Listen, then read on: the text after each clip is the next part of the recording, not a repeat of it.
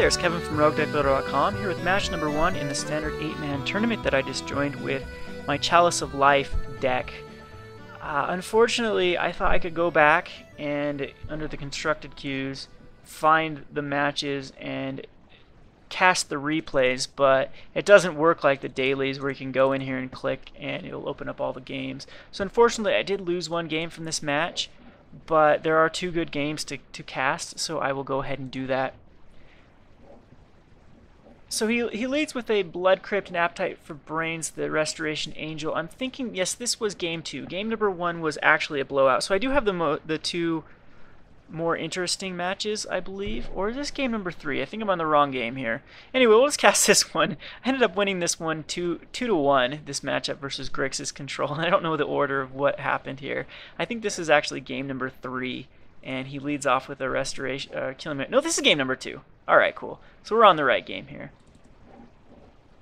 So we did win game number 1, which might be my other match that I have, which I do believe it is actually. I'll throw out a Chalice of Life here, but it gets countered. And we won game 3 as well. So he's able to after Appetite for the Brains, he's able to slaughter games away my Huntmaster here, which is no bueno, but we are able to throw out a Sorin and throw out a Vampire. Now, I didn't see game 1, I didn't see an Olivia, so I didn't even think about siding in for it. I think I even sided out to Sever the Bloodlines, and that was a very unfortunate Rakdos return as well, because it clears my hand and takes Sorin down to a 1. So we're in very bad shape here, but it is kind of top deck mode 2 versus 1. I didn't like to see the Borderland Ranger, but it will thin out my deck a little bit. But here's the Olivia that I know is basically going to be my demise, because I think I did side out the Sever the Bloodlines. And in game 3 I did side them back in, and it was a deciding factor. I was able to sever an Olivia and flash back the Sever to kill the other Olivia. This deck, it seems like he plays just a very few creatures in here. Plays a lot of Rakdos Key Runes, Vampire Nighthawks, and Olivias. I didn't get to see much of his deck tech, but it was all based around Rakdos Return and kind of a discard control deck. So I wanted to bait him in here for killing the Vampire, which would give me free reign to cast this Disciple of Bolas, but he decides just to take it, and I cast a Disciple of Bolas here, and I don't know why he doesn't decide to kill off the Borderland Ranger and just decides to kill the Vampire. Could have stopped me from getting a card here, an extra card, which ended up being the Thragtusk. If anything's going to get me back in this game, it's going to be Unbarrel Writing the Thragtusk. Or Unbarrel Writing the Disciple after the Thragtusk, but Olivia is pretty much going to control the board unless I can find an answer to her. But unfortunately, like I said, I think I did side out both the Angel of Serenities and the Sever the Bloodlines. So Olivia is just going to get huge. She's a 10-10 already. Celestia Charm might be a card that I should think about running. Celestia Charm hits a lot of great targets right now with Thundermaw Hellkite, with Olivia, with a Falconer Aristocrat that happens to get a counter on it. It also hits Angel Serenity and Thragtusk. So if you feel your meta game has a lot of those type cards, I would suggest throwing Celestia Charms in the sideboard. So Unbarrel Writes the Thragtusk here, and hoping that it stays alive, I can definitely flash back the Restoration Angel and bounce the Thragtusk, and then have up mana next turn to Unbarrel Writes the Disciple into Thragtusk and get us 5 more cards and hopefully back in this game. But this Olivia is huge. She's a 12-12. And I do at the end of turn... No, I didn't have mana for Restoration Angel. So I can't play the Restoration Angel to blink the Thragtusk, because then Olivia will kill it off. But I definitely should have here. I definitely should have just casted the Restoration Angel right here. But I decided to do it in response to maybe Olivia attacking, and it ends up getting countered. So we do lose the game. So that was game number 2. I think this was actually game number 1. Sorry for the bad sequence here, but we lead off with a very strong hand. This deck can work just like Naya. It essentially is kind of Naya mid-range with a little twist to it.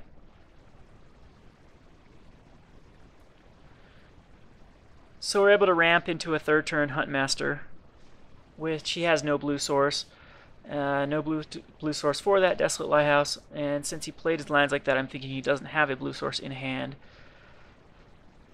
So I'll go ahead and throw a Trostani that can't be countered, just in case he does draw blue, and it does look like he does draw the blue, and he's able to kill off that Hunt Master with the Izzet Charm, but that's fine. We are in very good position, especially with this Rock's Faithmender.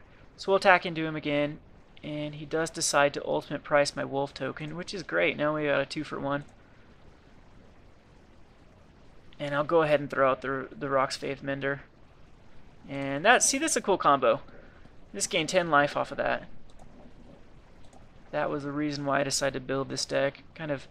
I'm so sick of losing to zombies and red deck wins. It seems like I try to make any sort of creative deck, and I try to test it here on MTGO. I keep running into just a slew of red deck wins and zombies. So I think it's a great strategy right now on MTGO to build just solely around them, and you can definitely win 3-mans and 4-man dailies, or 3 rounds and 4-round dailies if you just prepare yourself for red deck wins and zombies.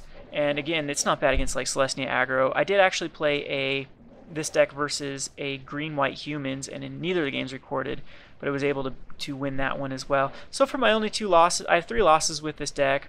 One was to red deck wins' double nut draw, and one was to the Naya humans that you'll see later, and another one was to zombie nut draw. So it's kind of funny that my 2 losses are against the matchups that I consider the best matchups. But I'm feeling really good about this deck. In fact, I probably will run this or a variance of this in Friday Night Magic this week.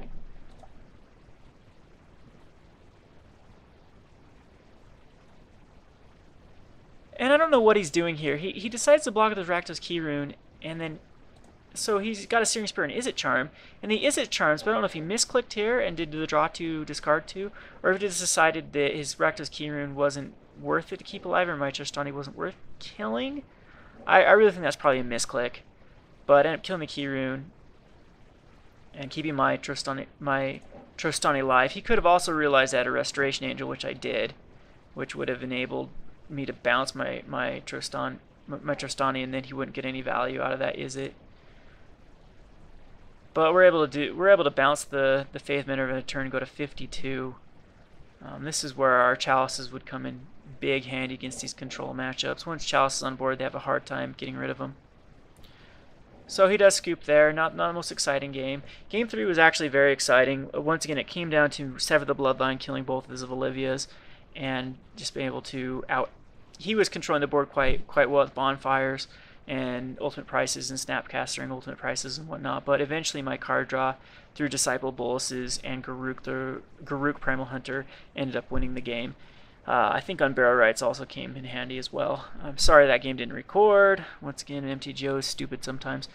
This is Kevin from RogueDeckBuilder.com. Thanks for watching.